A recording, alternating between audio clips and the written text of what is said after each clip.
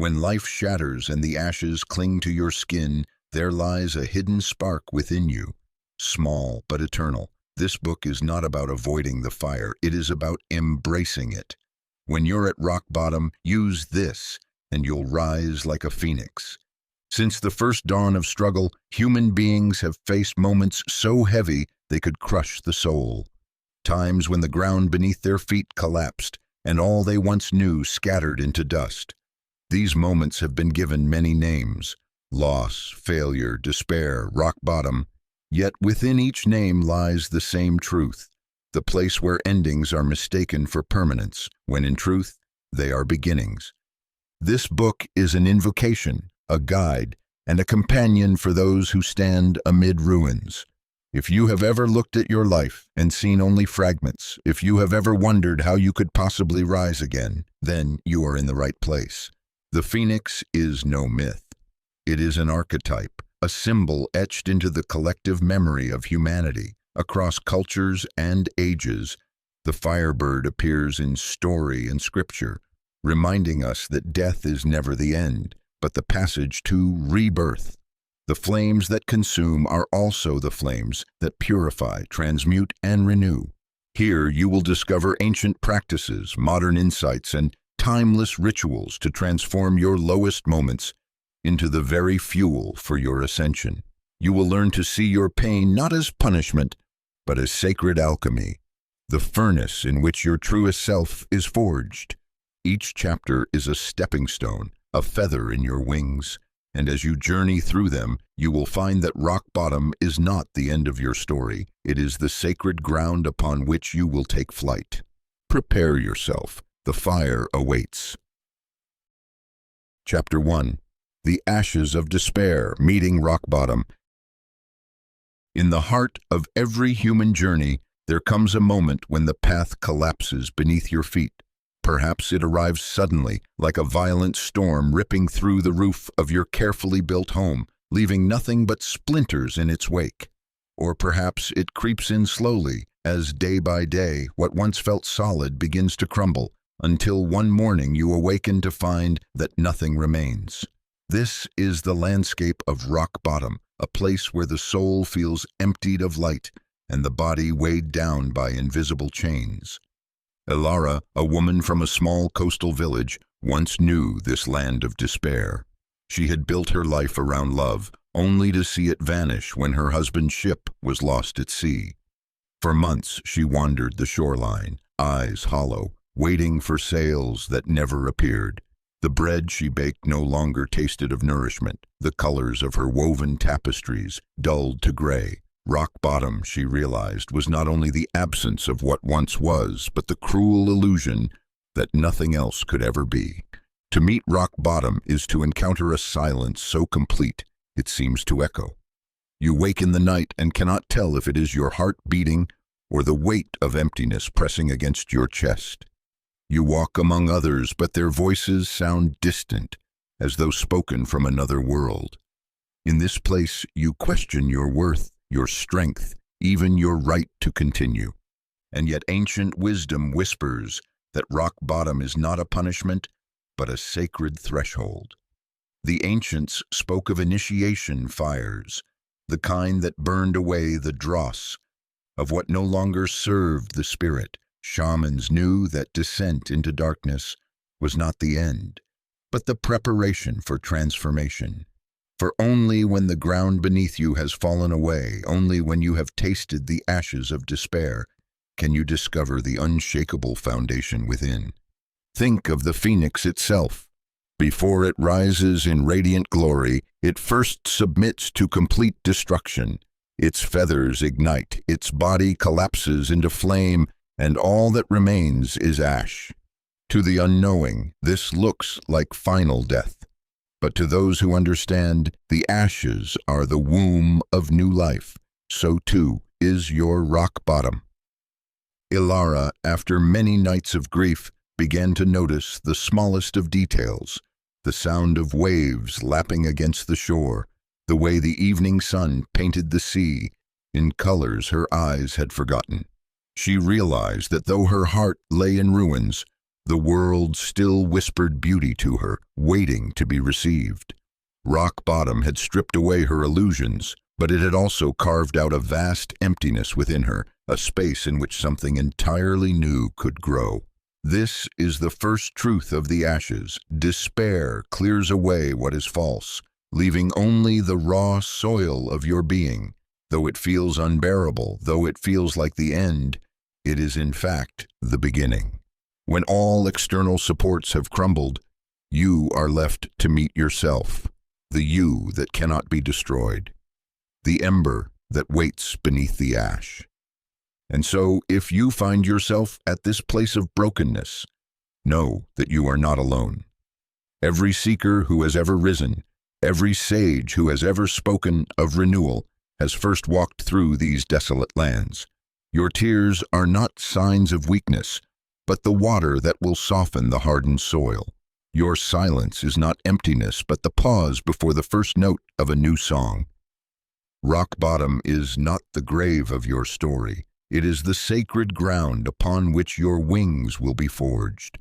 In this furnace of despair, the phoenix begins its quiet work, and though you cannot yet see it, your ashes are already glowing with the possibility of rebirth. Chapter 2: The Silence Between Heartbeats. Discovering the Pause. After the ashes, there comes a strange stillness. It is not the chaos of collapse, nor yet the clarity of renewal. It is the pause, the space between what has ended and what has not yet begun. To the untrained heart, this silence feels unbearable, an endless void, but to those who listen it reveals itself as a sacred doorway. Marcus, a once celebrated musician, knew this silence well. His career had ended abruptly when an accident injured his hands. For months he lived in fury, clinging to what had been, fighting the silence with noise. But one night, weary of struggle, he sat in the dark with nothing but his own breathing. Slowly, he began to notice the rhythm of his heartbeat, the gentle rise and fall of his chest. In that pause, he discovered not emptiness, but presence. The pause between heartbeats is a space of infinite possibility. It is the same stillness the ancients entered during meditation, the same quiet that prophets sought in caves and deserts. This silence is not absence, it is presence unadorned, the fertile void where creation begins. Imagine the breath itself. Inhale, exhale, and then the stillness before the next breath. That pause holds the seed of life. Without it, the rhythm collapses. So too does the soul need its pause, the sacred interval where nothing is demanded and everything is possible. It is in this silence that despair softens into surrender. The mind, once frantic with questions, learns to rest, and in resting, the deeper self begins to stir. The pause is where you stop grasping for answers and begin receiving them. Marcus, sitting night after night in silence, began to hear music again, not through his damaged hands, but within his mind. He started composing symphonies in the stillness, guided by melodies that seemed to emerge from the silence itself. Though he could no longer perform, he became a composer whose works carried more depth and beauty than anything he had created before. This is the power of the pause. What seems like inactivity is in truth the sacred ground where transformation gathers strength. Just as seeds lie dormant in winter soil before bursting forth in spring, so too do your unseen potentials germinate in silence. You may feel restless in this space. You may want to run, to distract yourself, to fill the void with noise, but resist the impulse. Sit with the silence as you would sit with a trusted teacher. Let it soften you, open you, show you what lies beneath the clamor of your mind. For in the pause between heartbeats lies the whisper of the eternal. It tells you that life continues, that you are held, that within stillness exists the blueprint of everything yet to be. Embrace it, listen, for the silence is not your enemy, it is the voice of your rebirth. Chapter 3: Embers of Awareness, Awakening to the Hidden Spark. From the silence, something stirs. It is faint at first, like a flicker of light in a cave too deep for the sun to reach.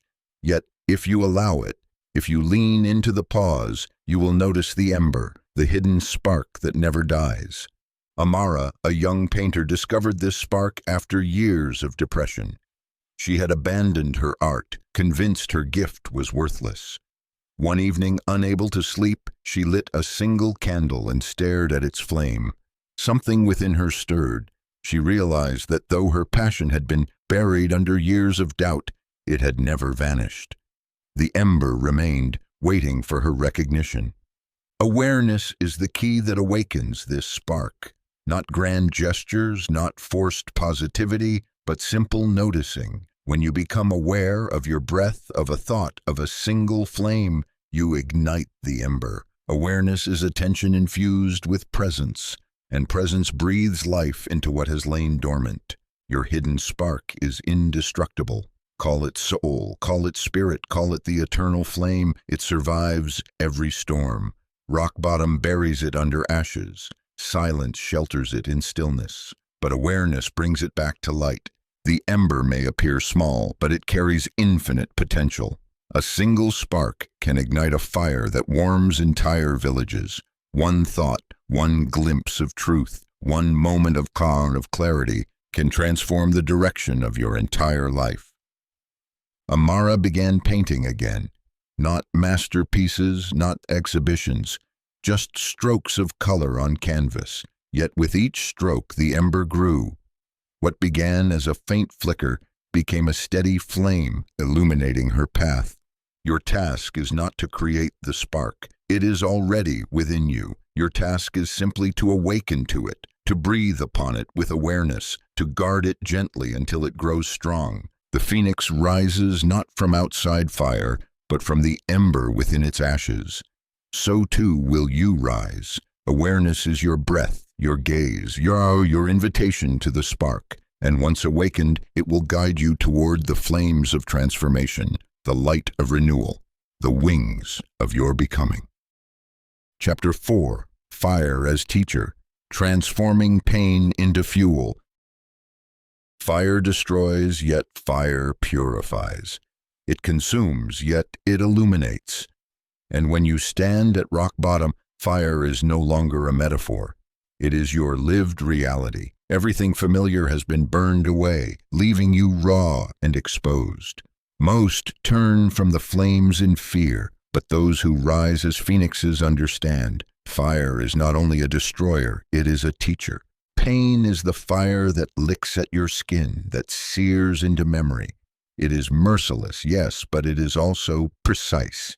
It shows you exactly where you are still clinging, where you still resist. When you touch fire, you cannot pretend it does not burn. Pain, in this way, is the most honest guide you will ever know. It teaches through immediacy, through truth. Consider the story of Darius, a craftsman who built his life around his reputation.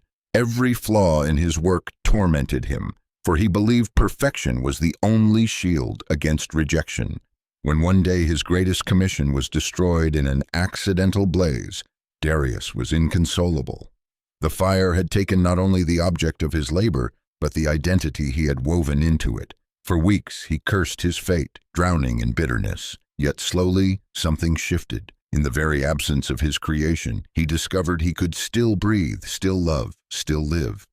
The fire had stripped away his illusion that his worth resided in what he produced. Pain had taught him to find value in who he was, not what he made. Every sorrow, every loss you have carried has the same potential. Pain can either consume you or refine you. If you clutch it like coal, it will burn your hands until you bleed. But if you release it into the furnace of awareness, it becomes fuel, heat that can drive you forward, warmth that can ignite transformation. The ancients taught that fire reveals essence. Gold cannot be purified without flames, and the human spirit is no different. To rise, you must allow your pain to do its work. Sit with it, listen to it, and ask, what truth are you showing me?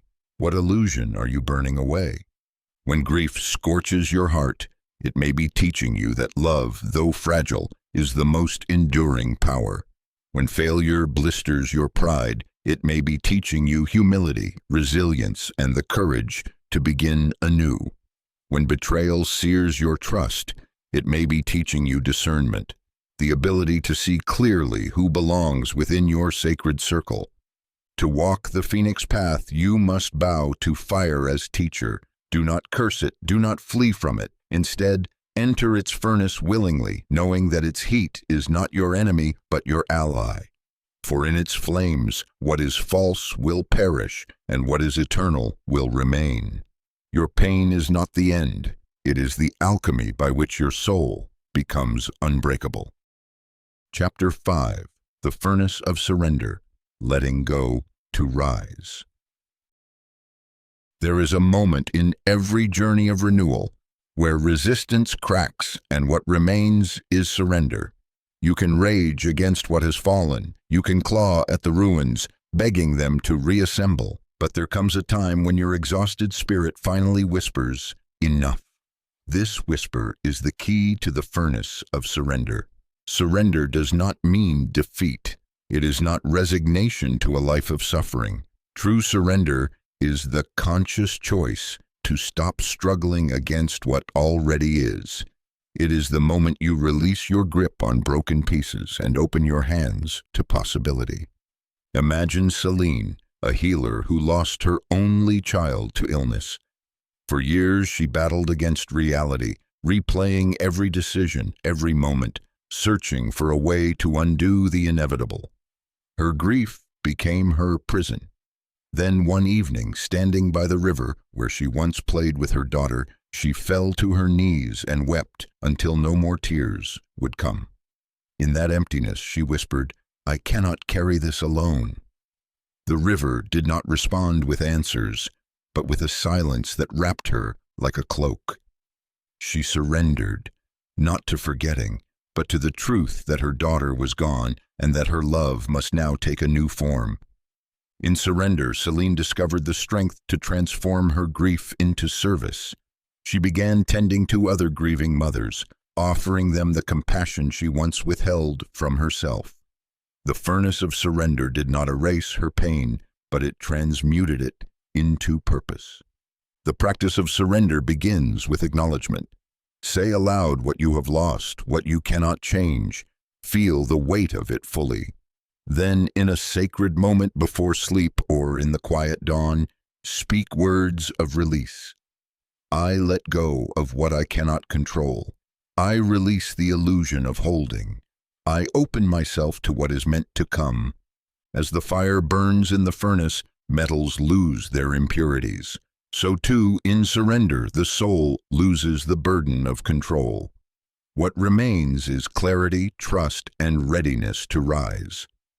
When you surrender, you do not fall. You float. The universe carries you like a current, and it is only from this current that you can begin to rise into your next form.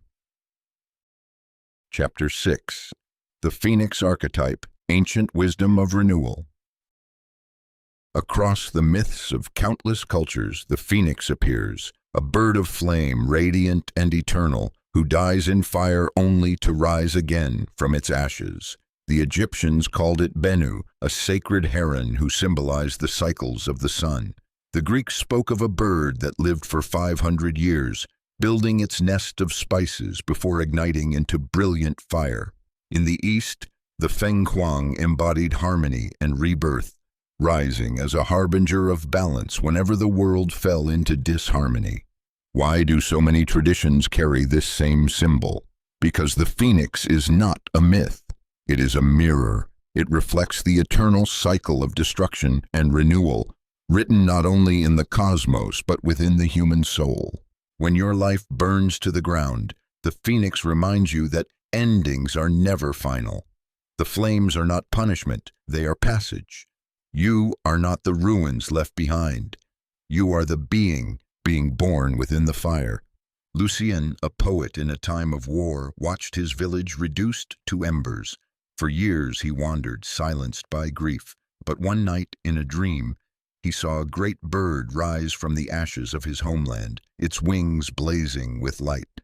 When he awoke, he began writing again, not laments of destruction, but songs of renewal. His words traveled farther than his village ever had, awakening hope in countless hearts. Lucian embodied the archetype of the phoenix, carrying the wisdom that rebirth follows ruin.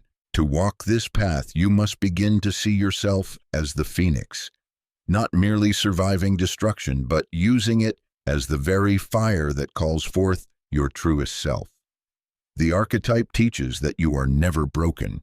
You are only between forms.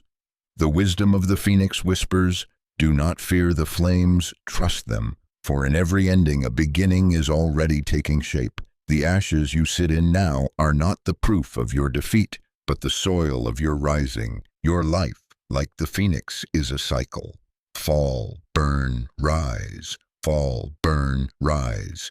Each cycle strips away what is false, leaving what is real, luminous, eternal. When you embrace the phoenix within, you understand that rock bottom is not your grave.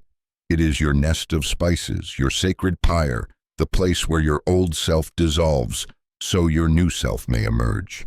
And in this remembrance, you realize you were never meant to avoid the fire.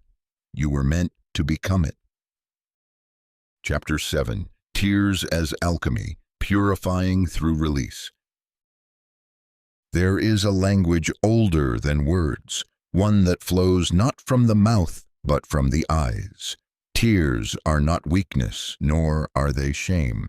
They are sacred alchemy, carrying what the heart cannot hold alone. To weep is to cleanse, to open the floodgates of sorrow, so that what stagnates may flow into freedom. In the still villages of the desert, elders once taught that tears were the body's way of releasing grief back to the earth. Salt to salt, they would say, as the ocean cleanses the shore, so do tears cleanse the soul. For each tear that falls is a drop of the past leaving your body, a surrender of pain too heavy to carry forward. Listen to the story of Myra, who lost her child in winter's harsh grip. For months, she held herself rigid, refusing to cry, afraid that if she allowed grief to pour forth, it would drown her. Instead, grief hardened inside her, a weight pressing down on every breath. One spring morning, a kindly healer found her sitting silent by the river. Without a word, the healer began to hum an ancient melody of mourning. At first, Myra resisted, clenching her jaw, but slowly her body broke open and tears poured forth like rain. She wept until her body shook, wept until exhaustion carried her into sleep. When she woke, she felt lighter, as if years had lifted from her shoulders. Her tears had not destroyed her, they had delivered her. Your tears hold this same power. They do not weaken you, they transmute. Each tear carries fragments of fear, grief, shame, and regret. As they fall, they take with them the toxins of old emotions, leaving clarity in their wake. Like rain that nourishes parched earth, your tears water the soil of your rebirth. Do not resist them when they come. Do not apologize for them. Instead, honor them as sacred messengers. Let them flow freely and know that each one carries you closer to wholeness. For through tears, the fire of your pain cools into the waters of healing. And it is through this alchemy of release that the embers of your rising glow brighter, purified, and prepared for what is yet to come. Chapter 8. Shadows of the Past, Healing Old Wounds. When the night is still, the shadows lengthen. They creep across the chambers of the mind, carrying memories of wounds long buried but not forgotten. The past does not vanish simply because time has passed. Old wounds linger like ghosts, whispering doubt, fear, and pain into the present. To rise like the phoenix, one must turn to face these shadows, for they are not here to haunt. They are here to be healed. There was once a wanderer named Corvin, who fled every village he visited, unable to remain in one place for long. He believed the world rejected him, that no hearth could ever welcome his presence. But the truth was simpler and harsher. He carried within him the wound of a childhood where love was scarce, where rejection had carved itself into his bones. every smile from a stranger he mistrusted, every kindness he pushed away. Only when he sat one night in the ruins of an abandoned inn did the shadows of his past appear to him in dream, the faces of those who had hurt him, the moments where love was withheld. He woke trembling, but also awakened to the truth that he could not outrun his pain. It followed him because it sought his healing. Your shadows work the same way. They emerge not to punish you, but to remind you of what remains unhealed. Each scar, each painful memory waits for the balm of acknowledgement. To look into these shadows is to shine light upon them, dissolving their grip. Ignored, they whisper lies. Embraced, they transform into wisdom. Healing begins with courage, the courage to look back not with judgment, but with compassion. To see your younger self not as broken, but as brave for having survived. When you acknowledge the child within who still weeps, you become the parent they once needed. When you hold space for the wound, you allow it to close. The ancients spoke of shadow as the teacher of balance.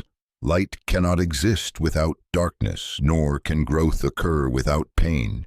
To heal old wounds is to reclaim fragments of your soul that were lost in suffering. And as each fragment returns, your wings of renewal strengthen. The phoenix does not rise by forgetting its ashes, but by transforming them into fuel for flight. Chapter 9. The Mirror of Rock Bottom, Seeing the Truth of Self. When all else has fallen away, when the disguises of wealth, success, or reputation lie shattered, you are left standing before a mirror unlike any other, the mirror of rock bottom. It does not flatter, nor does it deceive. It reflects not who you wish to be seen as, but who you are when everything else is stripped bare. This mirror is both terrifying and sacred. For many, it reveals a self they had long avoided, weary, scarred, afraid. But if you dare to look deeper, it reveals something more, truth, the unadorned essence of your being. A tale is told of Selwyn, a merchant who lost his fortune in a single disastrous voyage. Overnight, he was no longer the respected man of abundance, but a beggar wandering the docks. At first, he raged against the mirror of his downfall, cursing fate and the sea. Yet one morning, as he stared at his reflection in the water, he realized the face staring back was not the merchant, not the beggar, but the man beneath both roles. In losing all he thought he was, he met himself for the first time. This is the gift of rock bottom. It strips away illusions. Without titles, without possessions, without the distractions of status, you see the core of your being. You confront your fears, your strengths, your vulnerabilities, your truth. It is a mirror that does not lie, and in its honesty lies your liberation. To stand before this mirror is not to despair, but to remember. Remember that you are not defined by what has been lost, nor by the masks you once wore. You are the witness, the eternal presence beneath circumstance. Rock bottom becomes sacred when you realize it is not the end, but the beginning of self-knowing. When you face this mirror, do not turn away. Gaze steadily, breathe deeply, and allow yourself to see. For the truth you discover here will not chain you, it will free you, and from this freedom, your wings of fire will begin to spread. Chapter 10. Forgiveness as Flame, Burning Chains of Resentment. There is a fire that destroys, and there is a fire that liberates. The first consumes everything it touches in bitterness, while the second clears the air so that life can flow again. Forgiveness belongs to the second fire. It is not weakness, nor is it permission for injustice to continue. Forgiveness is flame, the holy fire that burns the chains of resentment, so your spirit can move freely once more. Resentment is heavy.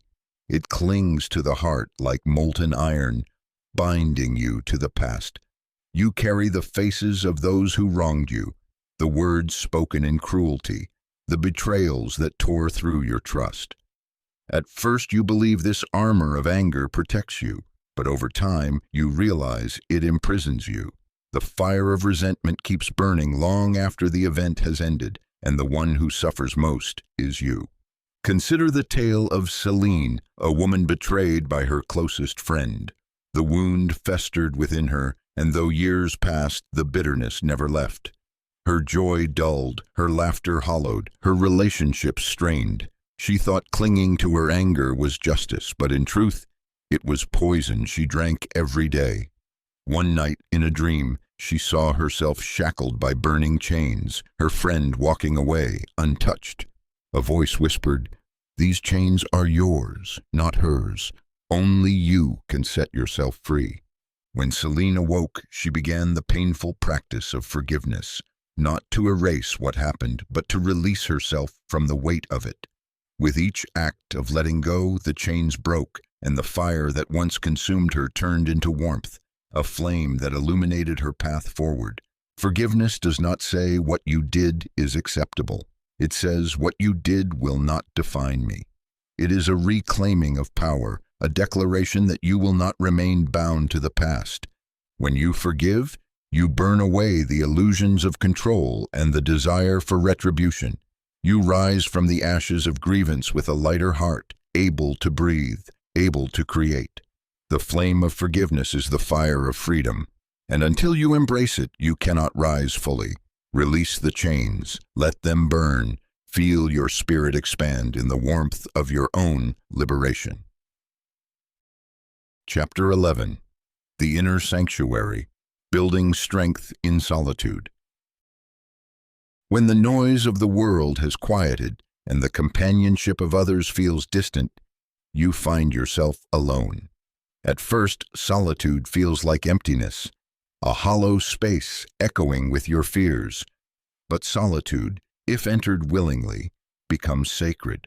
Within it lies your inner sanctuary, the place where strength is born not from others but from the deep well of your own soul. Most run from solitude. They fear the silence, afraid of what it will reveal. Yet those who dare to step into this quiet soon discover that it is not absence, but presence. Solitude strips away distractions, leaving you face to face with your essence. In that stillness, the voice of your deeper self grows audible. There is a story of Adric, a young warrior who, after losing his comrades in battle, wandered into the mountains with no company but the wind. At first, grief and loneliness swallowed him whole. He cursed the silence. But as days turned to weeks, something shifted. He began to hear the songs of birds more vividly, to feel the rhythm of his own breath, to sense a presence within him stronger than any army. Out of solitude, he built his sanctuary. From it, he emerged not weaker for his time alone, but indestructible, carrying a peace no battle could take from him. Your sanctuary is not a physical place, though you may find it within a quiet room or beneath the sky. It is the inner chamber you build when you stop resisting your own company. It is the stillness where your wounds are acknowledged, where your dreams are nurtured, where your soul is strengthened.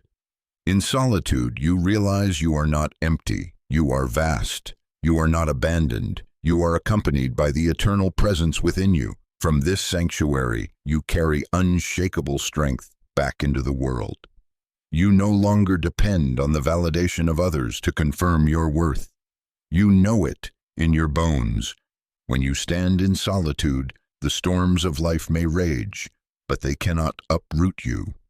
Your inner sanctuary becomes your fortress, your temple, your wellspring of peace. To build it is to discover the unbreakable core of who you are. Alone, you find that you are never truly alone. Chapter 12. The Call of the Future Self. From the ashes through the silence and into the sanctuary, a new voice begins to stir. It is not the voice of your past, nor of your pain. It is the voice of who you are becoming, the call of your future self. This voice whispers from beyond time, guiding you to the life you are meant to create. The future self is not fantasy. It is the most expanded version of you, the one who has walked through fire, shed the chains, and claimed the truth of their being. This self already exists in potential, waiting for you to align with it. When you listen, you find clarity where once there was confusion, strength where once there was despair. There is the story of Lyra, a woman who believed her destiny ended with failure. Night after night, she dreamed of herself clothed in light, speaking with wisdom, leading others with compassion. At first, she dismissed these dreams as illusions, but as the images returned, she realized they were glimpses of her future self calling her forward.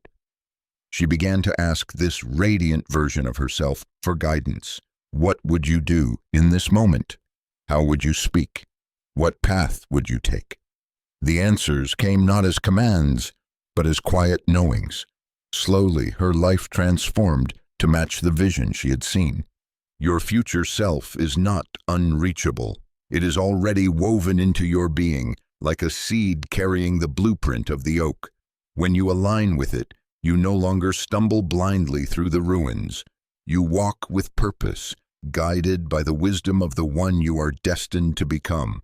To hear this call, you must quiet the noise of doubt. You must trust that the voice you hear in the silence is real, even if the world does not yet reflect it. Each step you take in alignment brings you closer to that self until one day you realize you have become them. The call of the future self is the promise that you are not bound to the ashes of your past.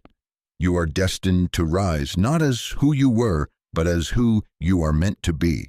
Listen carefully. The voice is already speaking. It is your own soul calling you home to your highest form. Chapter 13. Sacred Rituals of Rebirth. Rebirth does not arrive by accident. It is summoned, cultivated, prepared for. Just as the farmer tends the soil before the rains, so must you create the conditions in which renewal can take root. The ancients knew this, and they wove into their days and nights rituals that reminded the soul of its eternal capacity to begin again. These rituals were not empty performances, but living ceremonies, each gesture charged with intention, each act a doorway between endings and beginnings. There is a story told of Selene, a woman who lost her family to famine and her village to fire. Alone and stripped of all she knew, she wandered through the charred valley until she came upon a circle of stones left by her ancestors. She remembered her grandmother's words, "When the fire takes everything, mark a circle. Step into it, and what is meant for you will find its way again." That night, Selene built a small fire in the circle and with trembling hands whispered her sorrows into the flames. Then she gathered water from a nearby stream, sprinkled it upon the earth, and placed her hands over her heart. It was simple, yet something shifted. She did not rise with her losses restored, but she rose with strength, a quiet certainty that she had been reborn into a new path. Sacred rituals of rebirth need not be elaborate. They live in the everyday, the lighting of a candle, the washing of one's face at dawn, the act of writing a prayer and burning it to release it into the unseen. The power of ritual lies not in the act itself, but in the meaning you breathe into it. By repeating it with devotion, you carve new pathways in your subconscious, teaching yourself that endings are thresholds, not prisons. Imagine creating your own ritual. Each evening as the sun falls, you might sit quietly, place your palms on the earth or floor, and whisper, "I let go of what has been. I welcome what is to come." With a simple gesture, perhaps bowing your head, lighting incense, or placing a hand upon your chest, you signal to your body, your mind, your spirit, "I am ready for rebirth." These rituals align you with the eternal cycle of renewal that pulses through all creation. Just as the moon wanes and waxes, just as winter yields to spring, so too do you rise from the ashes again and again.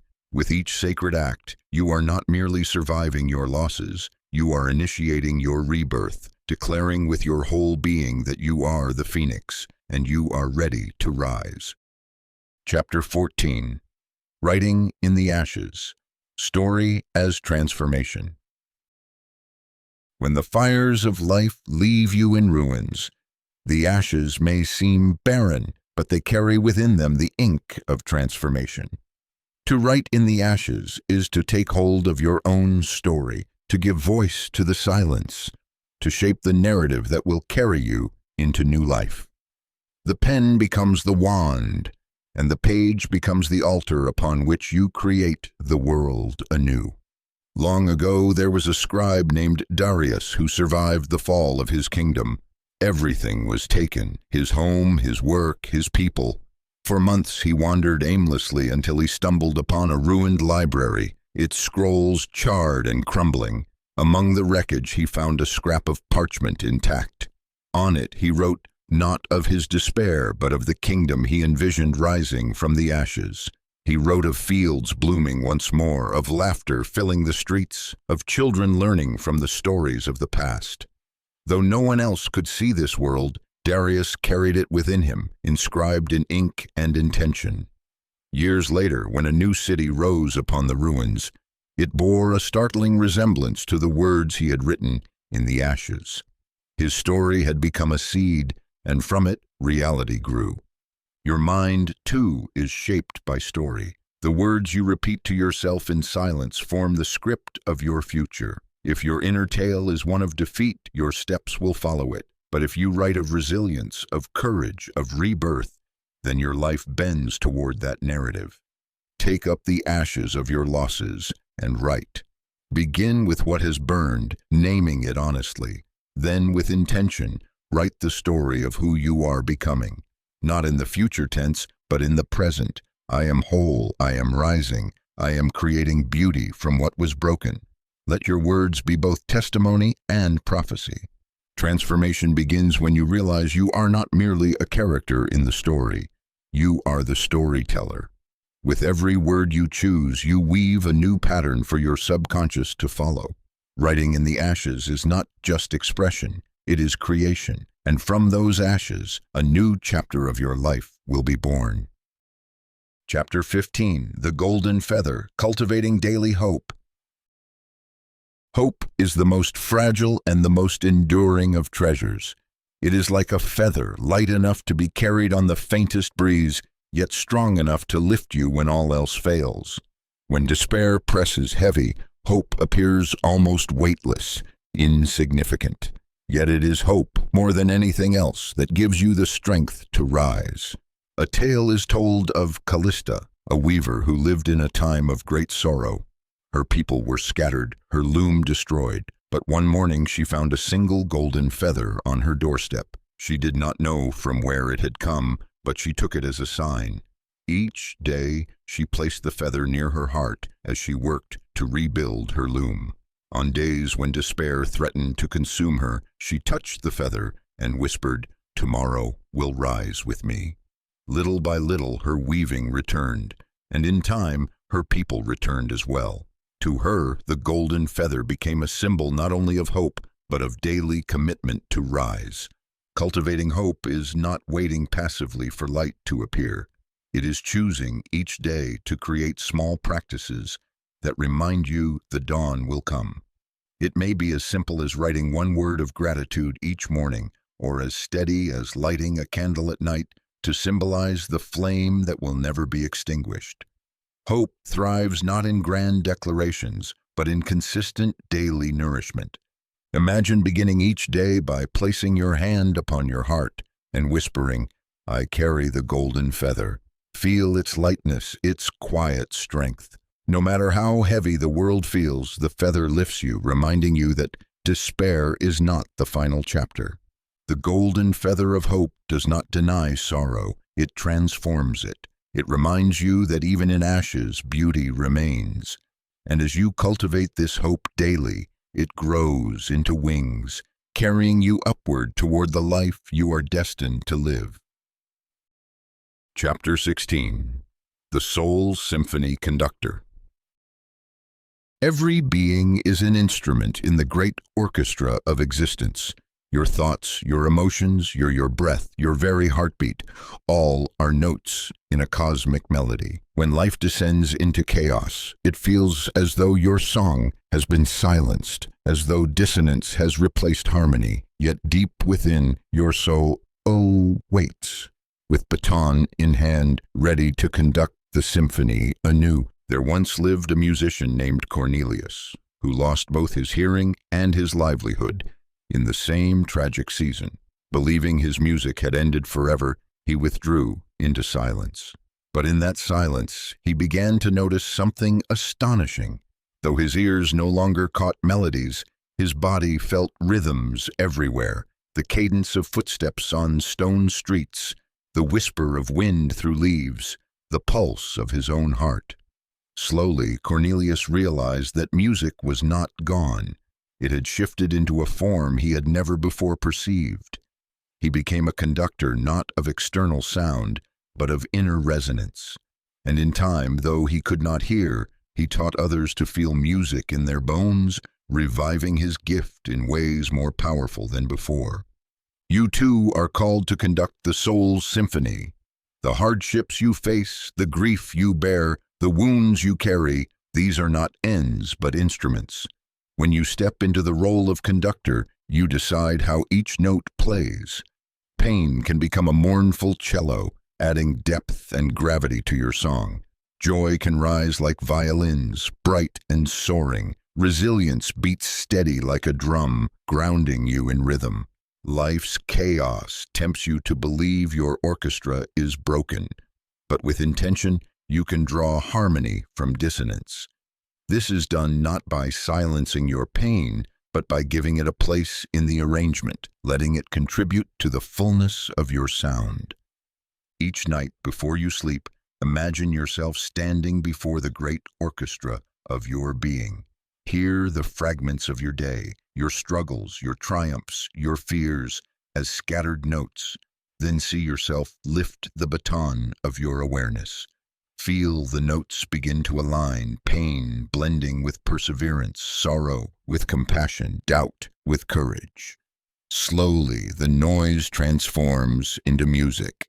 Slowly, you remember that you are not a broken song, but the conductor of an eternal symphony. In the end, it is not silence or perfection that makes your music holy. It is the willingness to embrace every note, every instrument, every broken and beautiful sound, and weave them into harmony. This is the soul's symphony. This is your power. Chapter 17. The Ancestral Wisdom Keeper. Your blood carries more than your own story. Flowing within you are the echoes of countless generations, each ancestor leaving not only their eyes and voice, but their strengths, wounds, and wisdom. These ancestral imprints are often silent, yet they whisper in your instincts, shape your patterns, and stir within your dreams. When life breaks you open, when rock bottom lays you bare, these whispers grow louder, calling you to remember the wisdom already flowing in your veins. In a remote village, a woman named Winterfred faced endless failure. No matter how hard she worked, abundance seemed to elude her. One night, in the half-light of dream, she saw her grandmother standing at the edge of a river. Her grandmother's hands were calloused, her eyes unflinching. She spoke softly, "You carry not only your struggle, but mine. You carry the wounds I did not heal, but you also carry the strength I could not use." Winterfred awoke with tears streaming down her face. From that day, she began speaking to her ancestors each night before sleep, asking for guidance. Soon, subtle shifts occurred.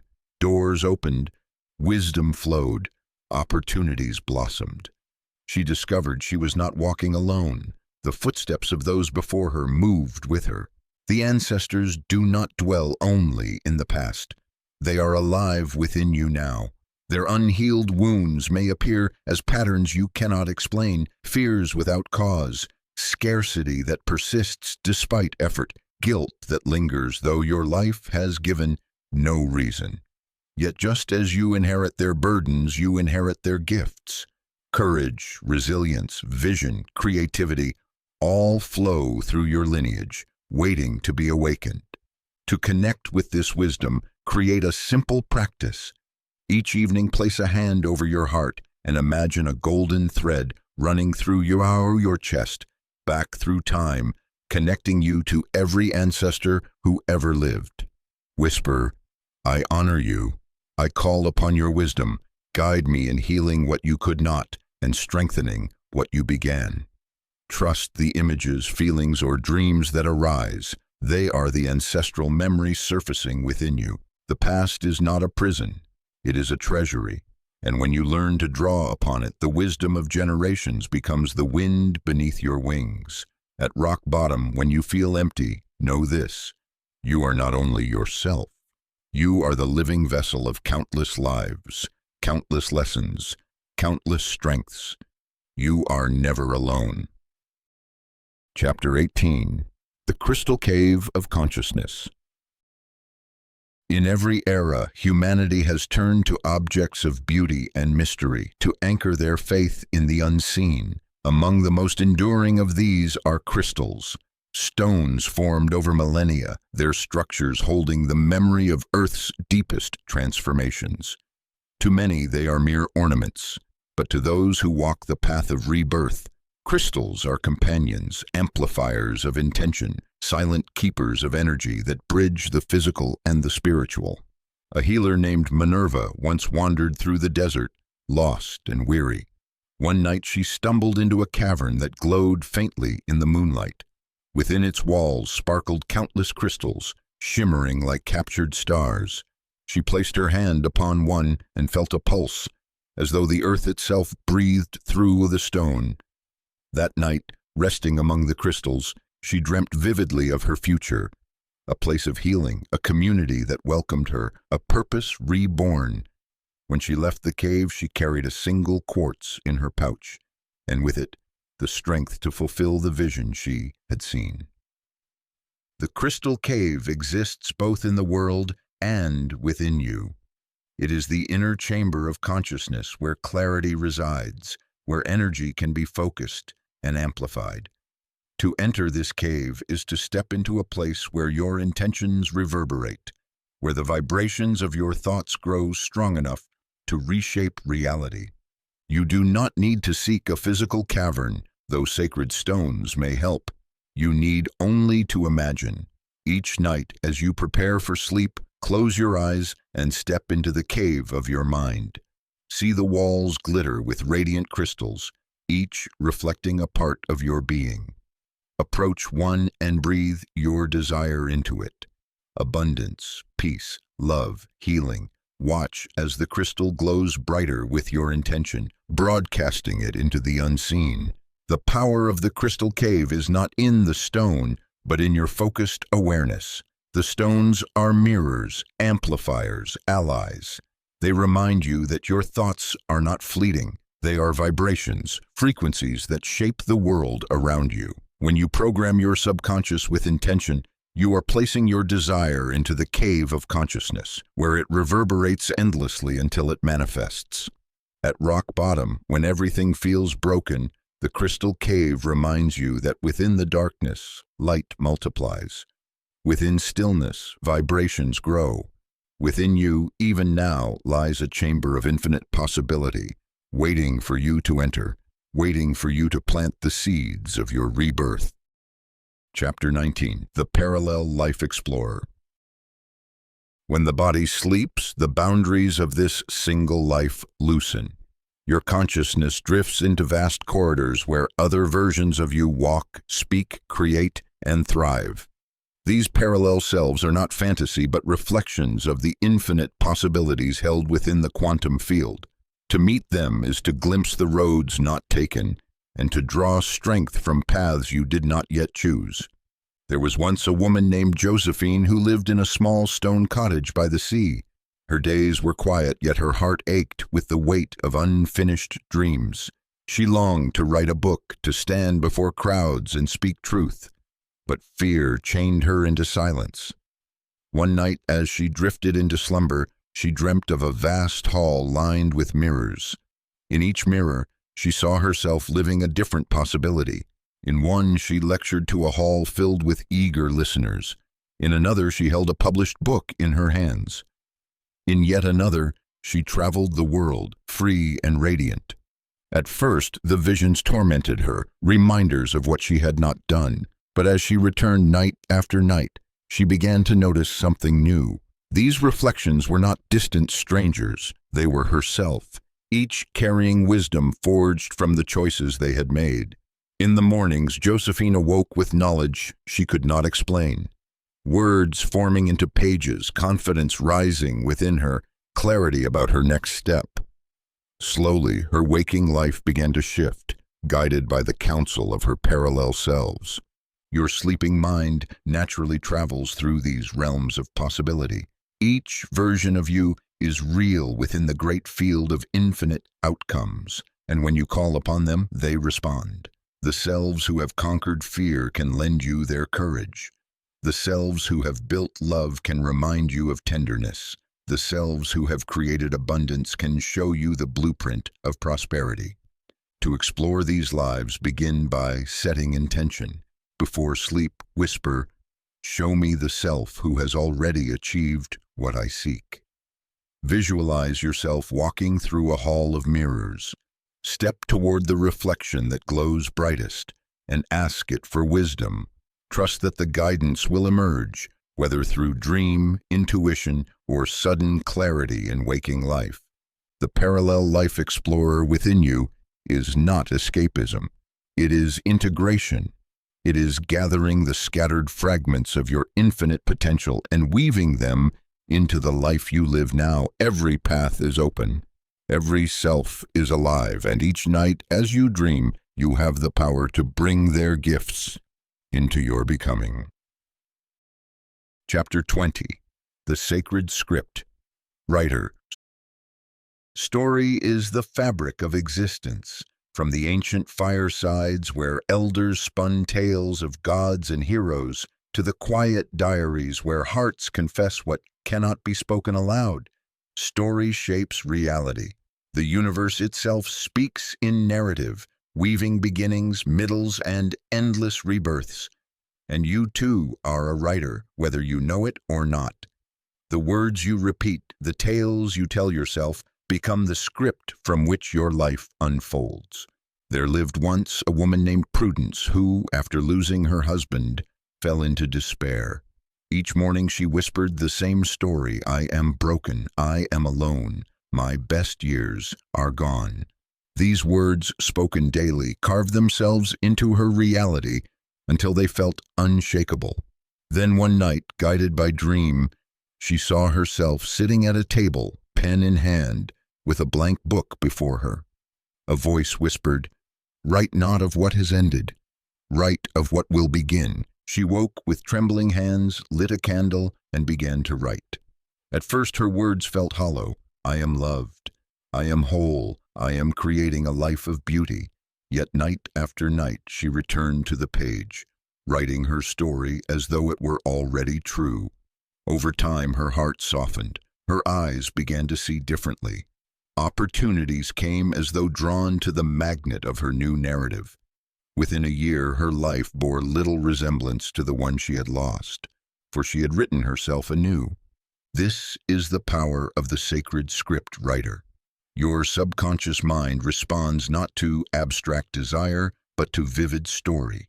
When you tell yourself a tale filled with detail, emotion, and presence, your mind believes it, and your reality begins to shape itself accordingly. Each evening, take a pen and page. Write not of your despair, but of your rebirth. Write in the present tense as though you are already living the life you long for. I wake to sunlight filling my room. I smile at the abundance that surrounds me. My days flow with creativity, love, and purpose. Let your words be lush with texture, sound, and feeling. Speak them aloud before sleep, so they echo into your subconscious. The sacred script is not fantasy. It is blueprint. The universe responds to the story you insist upon. Write it with conviction, and watch as your nights carry it into your days, transforming ash into architecture and pain into plot. Chapter 21. The Dream Detective's Investigation. Your dreams are not random fragments of thought. nor idle illusions of the sleeping mind. They are messages, codes, symbols drawn from the deep waters of your subconscious. When you walk through the night's landscapes, you are moving through your own inner language, crafted by your soul to guide you. To become a dream detective is to learn this language, to decipher its metaphors, and to uncover the clues it leaves along your path of transformation. In a coastal town lived a woman named Constance who lost herself after her business failed. She drifted in grief until her nights grew restless with vivid dreams. In one, she stood before a locked door. In another, she held a broken compass. In yet another, she climbed a mountain but always stumbled before the summit. At first, these visions only deepened her despair, but then she began to record them. Each morning, she wrote down every symbol, every feeling.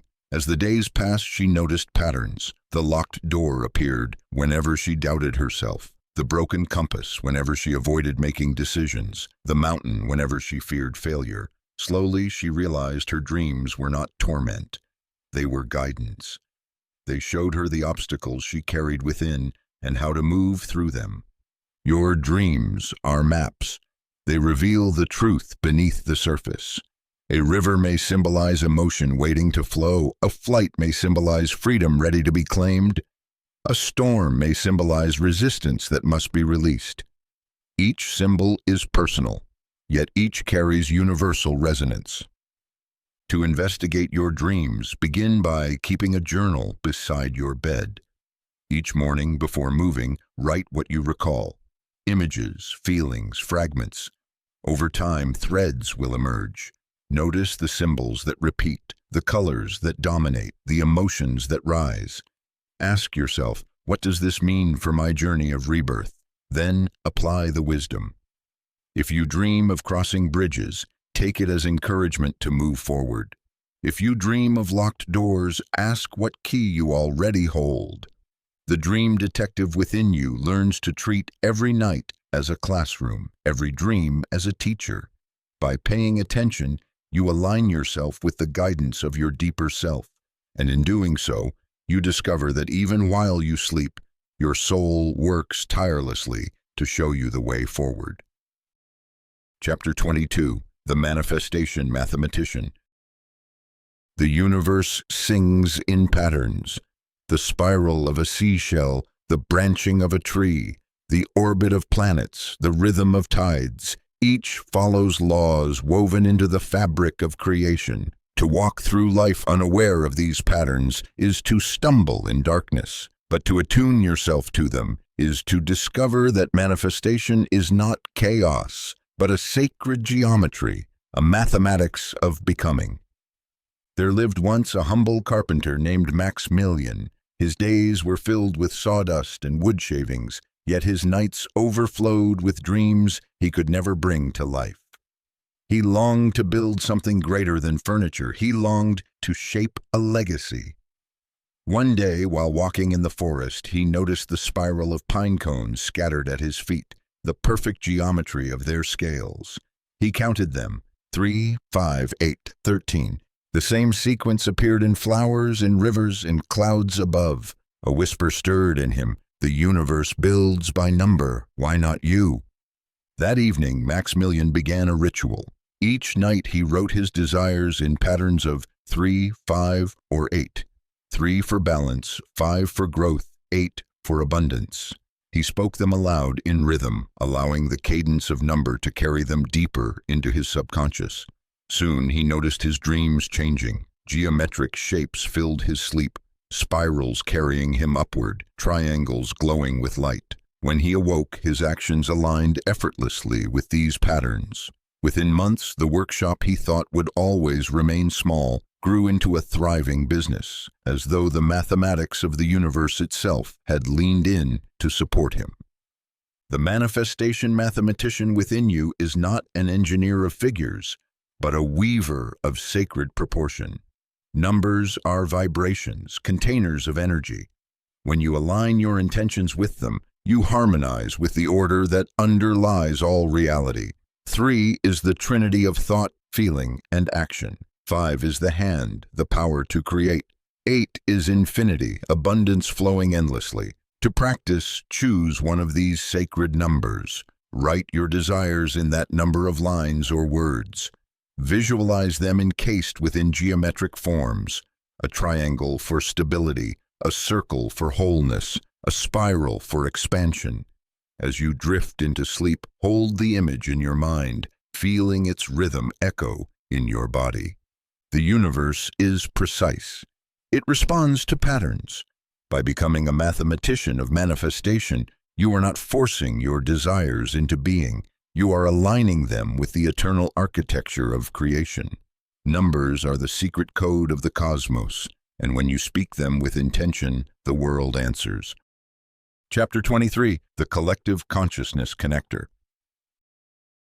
Though you may feel alone, you are never isolated. Each thought, each dream, each whisper of intention ripples outward into the vast ocean of human awareness. We are waves upon the same sea, separate in form but inseparable in essence. In the silence of sleep, the barriers fall away and your soul merges with the field of collective consciousness, the great library of wisdom that humanity has written across time. There was a teacher named Tabitha who struggled to help her students. No method seemed to reach them. No words seemed to awaken their curiosity. One night, weary with despair, she fell asleep while whispering a plea. "Show me how to guide them." In her dreams, she felt herself dissolve, merging with countless voices, countless minds. She stood in a vast hall where teachers from every age gathered: ancient scribes, modern mentors, forgotten sages. They shared with her their insights, their patience, their methods. When she awoke, her heart brimmed with ideas that felt both new and ancient. Her classroom transformed into a place of discovery, her students thriving as though guided by all the teachers who had ever lived. This is the collective field. Every act of brilliance, every mistake, every breakthrough, every prayer, it all lives within it. And you, in sleep, can connect with it. The wisdom you seek may not come from your personal history, but from the shared consciousness of humanity. To touch this field, prepare before sleep. Sit quietly and breathe deeply. Visualize your awareness as a single thread of light stretching outward until it weaves into a web of countless other lights.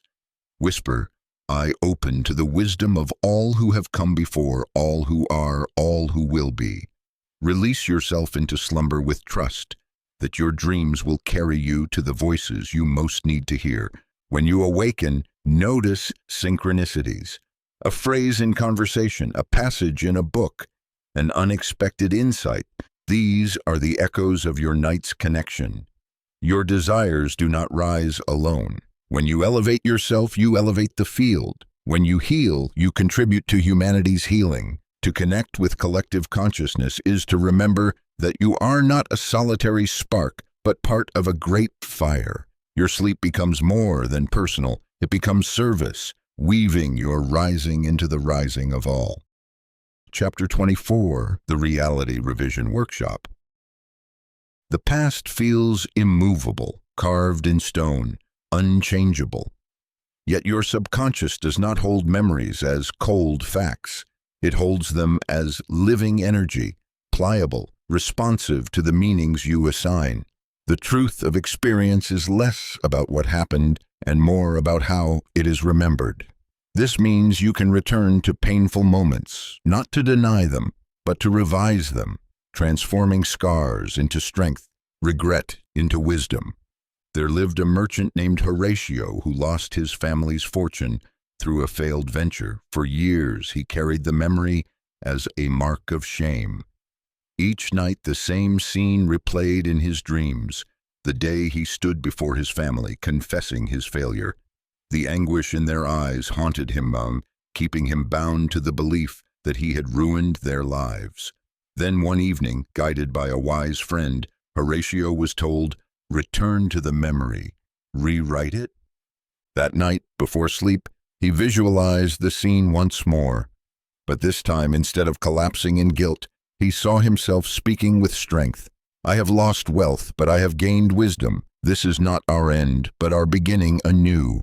He imagined his family's eyes not filled with despair, but with trust. As he drifted into sleep, he held this vision. Within weeks, his waking life began to change. He felt lighter, bolder. New ventures emerged, and success followed. It was as though the past itself had been rewritten, reshaping his present.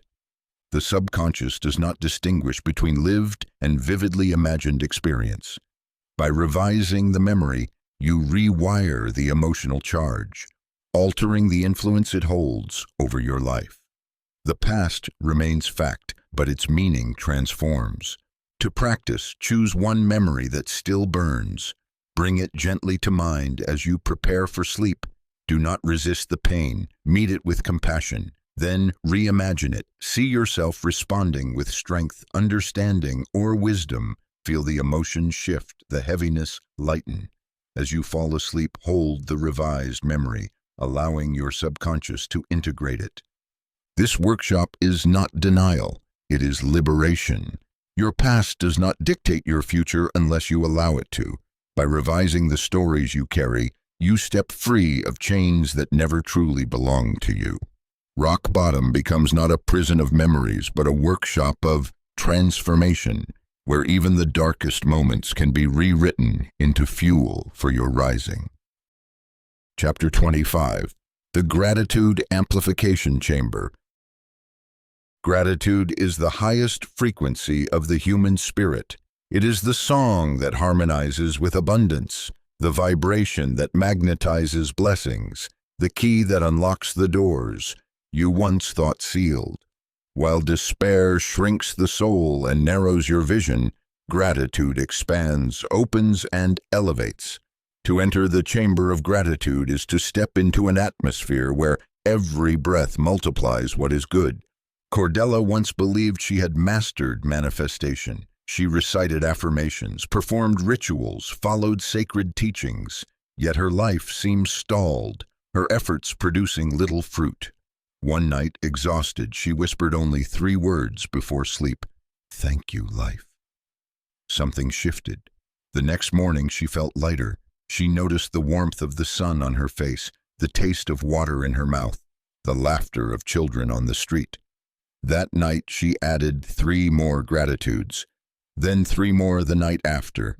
Soon she realized that each evening she was entering what felt like a chamber where her thanks echoed and multiplied. Within months, her outer life began to reflect the inner expansion. Opportunities blossomed, relationships deepened, abundance flowed.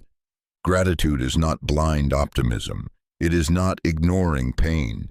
It is choosing to focus on what sustains you in spite of pain.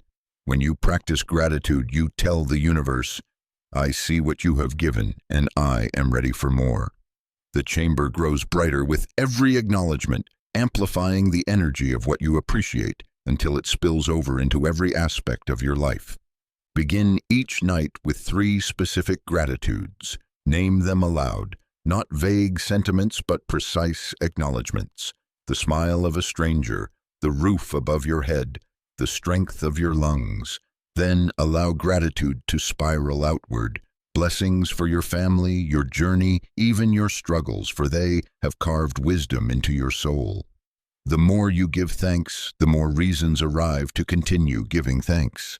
Gratitude is not just practice, it is power. It amplifies your frequency to match abundance itself. In the chamber of gratitude, scarcity dissolves, despair weakens, and hope rises like flame. Here, the phoenix gathers its strength, for gratitude is the air that lifts its wings. Chapter 26. The Infinite Possibility Portal. Most live in cages built of belief. This is who I am. This is what is possible for me. This is all I will ever have. These walls seem real, solid, unbreakable. Yet when you sleep, you brush against the truth. Reality is not fixed, but fluid. At the threshold between waking and dreaming lies a door, a portal that opens into infinite possibility. To step through it is to dissolve the illusion of limitation and taste the boundlessness of your soul. Serafina was a fisherman's daughter who dreamed of being an explorer. Yet her family laughed when she shared her visions, insisting she stay with the nets and boats. For years she obeyed, believing her dreams impossible. One night, in a dream, she saw a vast gate shimmering with light. On one side she stood bound by duty. On the other she saw herself sailing across oceans, discovering lands unknown. When she reached out, the gate dissolved into nothing, and she stepped forward. The next morning she awoke with fire in her chest. She began saving coin, asking questions of travelers, learning to navigate the stars. Years later, she became one of the most celebrated explorers of her age. The portal of infinite possibility is always before you, waiting to be opened by awareness. Each time you declare, "This is impossible," the gate grows faint. Each time you whisper, "What if?" the gate grows brighter. Your imagination is the key. Before sleep, close your eyes and imagine a doorway of radiant light. Whisper the words, "I step beyond limitation, I enter possibility." See yourself crossing the threshold and envision a life unbound by the past. As you drift into slumber, hold the vision of limitless potential. Your subconscious, free from the walls of waking belief, will carry you through the portal and begin shaping a new reality around the infinite instead of the limited. Nothing cages you except thought, and thought can be rewritten. The portal of possibility opens when you dare to believe that what you desire already exists, waiting for you to claim it. In that moment, reality bends and the impossible dissolves. Chapter 27. The Energy Signature Designer. Every being radiates an unseen frequency, an energy signature that speaks louder than words, shaping the reality around you. This energy is not random. It is composed of your thoughts, your emotions, your beliefs, your intentions. What you radiate, you attract. And when despair drags your frequency low, life echoes it back in heaviness. But when you design your signature with intention, you begin to broadcast a frequency of abundance, love, and power, drawing toward you experiences that match your chosen song. Magnolia once lived in constant struggle. Though she worked hard, success always slipped away. One night, guided by a dream, she saw herself surrounded by colors, dull grays and muted browns. A voice whispered, "This is your current frequency. Redesign it." In her dream, she imagined golden light radiating from her chest, filling the space around her. When she awoke, she repeated the vision. Each night she cultivated this golden aura, infusing it with feelings of joy and gratitude. Slowly, her life began to change. People approached her with opportunities, kindness flowed to her, abundance found her. She realized that she had not changed the world, she had changed her frequency, and the world responded. Your energy signature is your silent introduction. It enters the room before you speak. It influences every encounter, every circumstance, and it can be shaped. To design your signature, begin by choosing the frequency you wish to embody. Love, courage, abundance, peace. As you lie in bed, place your hand on your heart and breathe deeply. Visualize a radiant light expanding from within, perhaps golden for abundance, emerald for healing, violet for wisdom. With each breath, feel this light expanding until it fills the room, or whisper, "This is who I am. This is what I radiate." Repeat this practice nightly. Soon, your subconscious aligns with the frequency. Your words shift, your actions follow, and reality begins to mirror what you broadcast. The energy signature designer is not a magician, but a master of resonance. What you emit, you receive. When you learn to design it consciously, your entire life becomes a reflection of your chosen vibration. You are not bound to the heaviness of despair, nor to the echoes of the past. You are the designer of your own energy, the composer of your frequency, the architect of your aura. And from this frequency, like the phoenix, you rise, radiant, magnetic, unstoppable. Chapter 28. The Synchronicity Orchestrator. Life speaks in whispers, but too often the noise of fear drowns them out. Yet once you begin to rise, once your intentions align with the deep current of your soul, the universe arranges itself around you. Coincidences no longer feel random. They feel like music, like threads weaving together a pattern only you can see.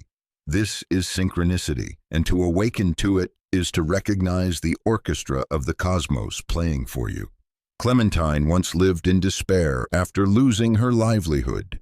Every door seemed locked, every path overgrown. Yet one night, after speaking her intentions into the silence, she dreamed of a golden thread stretching across her town, connecting places, people, and events. When she awoke, she began to notice odd coincidences. A stranger speaking words she had dreamed, a street sign echoing her prayer, an opportunity appearing at the exact moment she had almost given up.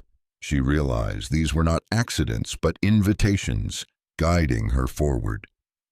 Synchronicities are the footprints of the universe. They appear when your frequency is aligned, when your inner song resonates with the field around you. A song on the radio, a book falling open to the perfect passage, a chance meeting, each is a note in the divine symphony. To become a synchronicity orchestrator is to engage consciously with this rhythm. Each night before sleep, request signs. Say, "Show me in waking life that I am on the right path." Be specific if you wish. A symbol, a phrase, a color. Then, as you move through your day, pay attention. The universe does not always shout, it whispers, and only those listening will hear. When synchronicities appear, honor them.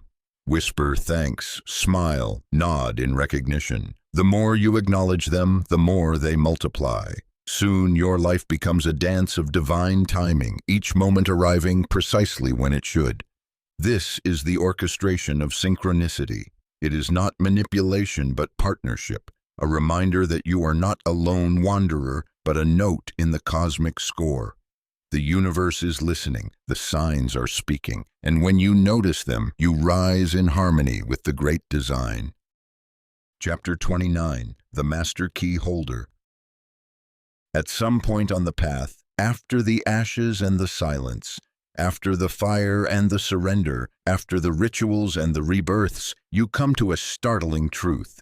The key you sought has always been in your hand. You are not merely opening doors, you are the master key itself. Wilhelmina discovered this truth after years of searching. She sought wisdom from sages, books, temples, dreams. Yet each left her feeling incomplete, still convinced something outside herself held the final secret. One night, exhausted from seeking, she surrendered. As she drifted into sleep, she dreamed she stood in a vast hallway, lined with locked doors. She frantically searched for the right key until at last she realized her hand was already glowing. With a touch, every door opened. She awoke with tears streaming down her face, whispering, "I am the key." The master key is consciousness itself. It is the awareness that everything you chase, love, peace, abundance, flows from you, not to you. Rock bottom strips away the illusions, revealing that you are not the broken one crawling toward light. You are the light itself, momentarily forgotten. To embody the master key is to stop asking for permission to rise. It is to realize that your thoughts shape, your emotions charge, your actions carve, and your very being commands the universe into form. You are the lock, the door, and the key all at once. Each night, as you prepare for sleep, place your hand on your chest and whisper, "I am the master key. I open the doors of my becoming." Visualize doors before you, one to healing, one to abundance, one to love, one to peace. See them swing open, not because you forced them, but because you remembered that they were never truly locked. The master key is not arrogance. It is remembrance. It is knowing that the universe does not withhold. It mirrors you. And when you embody your truth as creator, every door yields. Every path opens. The phoenix does not beg for wings. It knows they are its birthright. Chapter 30. The Awakened Dreamer's Graduation. At last, the journey reaches its culmination, though it is not an ending, but a transformation. You began in ashes, shattered and stripped of all certainty. You wandered through silence, fire, shadow, and ritual. You reclaimed fragments of wisdom from ancestors, dreams, numbers, and symbols. You met your future self, your parallel selves, your infinite selves, and now you stand not as a seeker, but as an awakened dreamer, one who understands that sleep and waking are not separate, but a single, continuous creation. Praphany, a woman once consumed by despair, discovered this truth. For years she struggled, studying every teaching, performing every ritual, desperate to rise. But the moment of her true rebirth came not through effort, but through integration. One night, instead of performing separate practices, she simply lay down, placed her hands upon her heart, and whispered, "I am the dreamer of my reality. Tonight I dream with power. Tomorrow I live with purpose." She surrendered into sleep and awoke changed. From that day, her life flowed differently, not because she had mastered every technique, but because she had become the master of herself. Graduation is not perfection. It is integration. It is knowing that you do not need every ritual every night, because you have absorbed their essence. You no longer separate the sacred from the ordinary. Each breath is a ritual, each word a spell, each step an act of creation. As an awakened dreamer, you walk through the world knowing you are both student and teacher, both creator and creation. Your nights are sacred ceremonies, your days their continuation. You rise not just once, but endlessly, for the phoenix is not reborn only in fire. It is reborn in every moment you choose to remember your power. Graduation is not a finish line, but a threshold. You carry forward the wisdom of ashes, fire, shadow, and light. You carry forward the golden feather of hope, the crystal of intention, the script of your own story. And most of all, you carry the truth. You are the flame, the key, the dreamer, the phoenix. Step forward, awakened dreamer. The world waits for your song, your fire, your light. You have graduated from despair into creation, from rock bottom into flight. Your wings are spread. The sky is endless. Rise now and keep rising.